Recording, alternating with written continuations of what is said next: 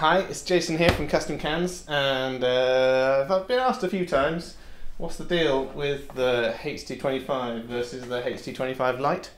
In the olden days, back before 2020, the HD25 Light, I hated them. They were horrible. Mainly because they let me down a couple of times. Like I was DJing places and they had these just already linked up to the mixer, and on the old ones, the ear cups used to spin all the way around. And it was just really annoying because they'd keep spinning around when you took them off your ears, and the cables would break all the time. But they've updated the design in 2020, and now they are much more similar to the HD25. Now then, cost-wise, there's not a lot of difference between them. I think it's 10 or 20 pounds. Let me just get these out. So these are the lights, and there's two main things that you'll notice. One is that you've got a cable going into each side, so it's a symmetrical cable, and that you haven't got a split headband. The new one's got these buttresses on, so if we compare that to the standard HD25s, let's get those out as well.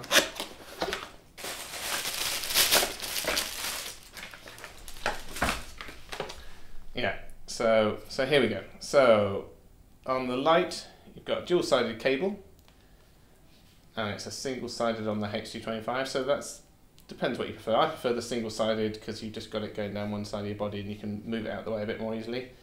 And on the HD25, the full fat version, they've got a split headband.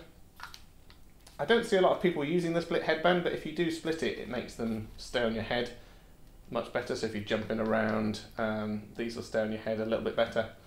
But really, what we need to do is have a proper look inside them and see if there's any differences. As far as I know, these ones used to have 60 ohm drivers, but I think they've changed them to 70 ohm, and they might be the same. So we'll have a look. So what we'll do is we'll get these up on the test bench, we'll pull them apart, we'll see how they're made, see what the differences are, and then maybe come back for some final thoughts. Right, just have a proper look and see what the differences are. And time. Okay, so as that incredibly handsome and charming chap said, these are similar headphones. Often people will be making the decision between buying one and the other. So we'll have a look at them and see whether it's worth the extra. Now then, in the olden days, I would definitely say no, because the older ones, the HD25 SP and the older HD25 Lights, used to have 60 ohm drivers, which were slightly different, and the headband let the ear cup spin all the way around, and that often caused this cable to get twisted, which would make it break prematurely. And the fact that the ear cups would spin round would mean that when you were DJing, you pull it off one ear, that would spin round, you go to put it back on, it's the wrong way round, and it was the worst. It was definitely times where it ruined my night. So yeah, so in the past, no, but now they've updated it, I'm going to say there is an argument for going for the SP. So let's have a proper look at the differences. So if you're unfamiliar with these, there's about 10 or 20 pound difference, and as you can see, there are some differences in the construction. So the wire comes out the bottom of the ear cap on this, and you've got a dual-sided cable. So that means the wire kind of goes over both shoulders and down the center of your body. This one's got a single-sided cable, which does make it a bit easier to get the cable out of the way. It's not going to strangle you if they fall off your head and that kind of thing. The other thing that you'll notice is this is hinged. So if you're listening with one ear, you can pull that to one side, pop this one behind your ear or in front of your ear, depending on your preference. But obviously, if you put it in front of your ear, you're weird. But yeah, so one-eared monitoring, again, for DJing is very good. But I'm quite interested to see if these two now have the same driver, because they did used to have a different driver. This one mainly had a different driver because it had to fit a different headband, and the driver and the clicky mechanism are all integrated, and before you couldn't easily swap the drivers between the two because it didn't fit properly on one headband or on the other. So anyway, less mumbly, more openy. So what we'll do is we'll remove the cable on this side. So as you can see on the SP, we have gold pins on the cable. Now then, it's a little bit unsure on the standard HD25s. At the moment, let's have a look. We've got the silver pin one, which is a steel cable. For a short period, when they were doing the limited edition ones, they came with a copper cable with gold pins, which was better in many ways. And when we opened it up, it had Kevlar inside. They might be bringing that back. I feel that they might have just found a load of stock of these old ones and they're using them up. Or it might be they found a problem with the other ones. They might have found that these steel ones are more durable, because it's, you know, these have been around for many years, and the new cable might have been worse. But we don't know yet. It's too early to tell. But these SPs, the HD25 Lights, do come with the new copper cable with the gold pins. So obviously it's a symmetrical cable, so it won't fit these nicely. But in my personal opinion, this is in some ways a better cable. It's a little bit more flexible. The Kevlar means that it's still nice and strong, but the copper conductor means it's got a lower impedance, so you should get slightly more performance out of the same drivers using this cable rather than the steel cable. But as I said, the steel cable is proven to be very strong, so it's still, this one won't sound quite as good, this cable, but it may be more durable. That's something only time will tell.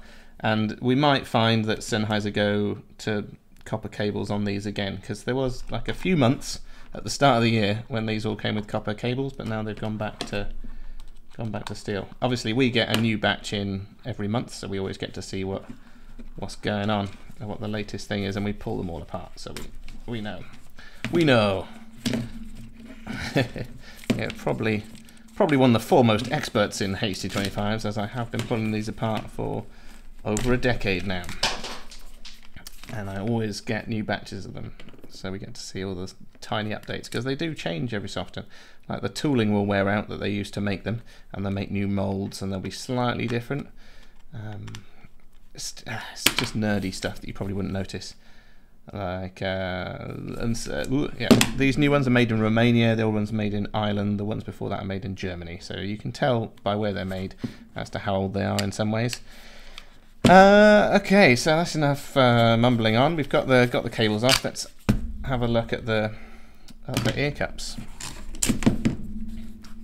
Let's not get them mixed up. So they look the same, I'm gonna say. Okay.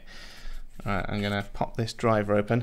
And on the newer ones, the 2020 and later, I'm not going to recommend opening them. Since they've been made in Romania, they've changed the way they make them, and now they are more likely to break if you open them up. You know, there's like a genuine, it's not just a small chance. They're kind of suicidal, these new drivers. And if you're not very careful and don't know what you're doing, yeah, they're a nightmare to get up. So we've actually removed a lot of the mods that we were doing, because we used to do a lot of mods for these where you'd have to open them up, and just because the new ones are so fragile, when you're opening them during normal use, I'm sure they're fine. We haven't seen a huge sort of failure rate increase, and we get through thousands of these things. But yeah, certainly if you open them up wrong, they are likely to fail. Right. So yeah, we have got a technique, as you can see, you know, we're getting into these all right, that we use in the workshop, and I will do a new video showing how to safely open them, and the pitfalls, because yeah, when they first changed over to this new design, we had like a whole batch of them that we broke by dismantling them, like here. So yeah, that's a bit annoying. Right, so we're in. Right, so we're in, and again they look the same. I'm pretty certain these are the same drivers, which is good. You know, it means that you can pick up something with the sound quality of the HD25 for less money. Let's just pop these open and have a proper look. So that's one. This is another one. Can we see any differences? Other than the date on them, I'm gonna say they're the same. They're the same. A lot of the numbering, yeah, the numbering, that might be a part number. That looks to be the same on both of them. So yeah, so the HD25 Light now appear to have the same drivers as the full fat HD25. So what that would mean is that if you were using this for monitoring or for portable use out and about, you could potentially save yourself 10 or 20 pounds by going for the light version. So if you don't need the one-ear monitoring as much, the other thing is the user serviceability. Like the head pad on this, it's just a bit cheap and dirty, but yeah, there'll be more pads and parts available for this just because there are more popular models. If you want to change the pads, I think you could probably strip that off and put a pair of those on, but it wouldn't look quite right. But yeah, so for portable use, monitoring, you're going to get all the sound quality of the full fat ones and possibly slightly better because these comes with a lower impedance cable. Durability of the new headband, it hasn't been out long enough to really say, but I can see from an engineering point of view, I can see no reason why that's going to break any more than the standard HD25 headband. As you can see, it's pretty flexible and it goes back to its standard shape. This will all be made of nylon, and they've buttressed the edge here to stop it from snapping at that's probably the weakest point. Give it a bit of rigidity. So yeah, so they're good. Personally, if I was buying them, I would still go, I'd pay the extra and go for these. Not only because if you're DJing, obviously, the single-sided cable and the one-ear monitoring thing just makes them nicer to deal with. Also, people won't be, whenever you see someone in a Porsche Boxster, you're always like, you've got that because you couldn't afford the 911. And it's the same with these. So if you see someone with those, I can see no reason why they got those when they could have got these for another 20 quid, other than the fact that they're cheaping out. So you're going to look more baller if you have these. You're not going to look like you've cheaped out. In the olden days, these were like a trap, because the ones that span round, because people are they're buying their first DJ setup and they want some real DJ headphones. So they go in, they're like, oh, I really want these, but I'm running out of money, so I'm going to get the SP, and they would regret it, and then they would come back and buy these, so Sennheiser would make an extra sale. But on these new ones, these are very good. These would be fine for just about anything that you use these for. These are just that little bit nicer. And it's interesting because there's only 10 or 20 pound difference, and I think yeah, I think there would have to be more of a price difference. These would have to be about £80, to make it worthwhile. I think another £5 or £10. If these are £5 or £10 cheaper than they are, then it'd be 50-50. But as they're only, if you shop around, you can probably pick up these for close to 100. These are around 90. So between sort of 10 and 20 pounds is what you'll get. Yeah. So I'm still with the HD25, but these are now a perfectly valid choice. And back to the incredibly handsome and charming chap now. Just to finish off. So we've had these apart, seen what the differences are. From an actual use case, like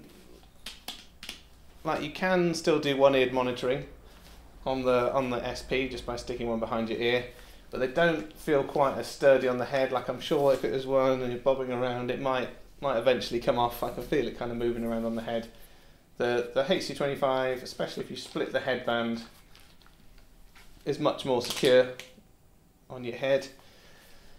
So really, I suppose it comes down to, like, if you really like a dual-sided cable, they're a good option. If you're not using these for DJing, if you're just using these for monitoring or something, that's fine. But if you're going to be moving around, I'd probably pay the extra and go for the standard HD25. They're just a little bit better. I prefer the single-sided cable. They fit on your head a bit more securely.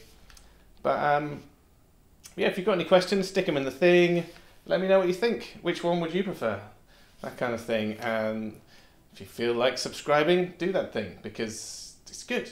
Just subscribe. Press buttons. Press buttons with bells and things and subscribings and stuff. Bye. Do I just stop? Get it? Yeah.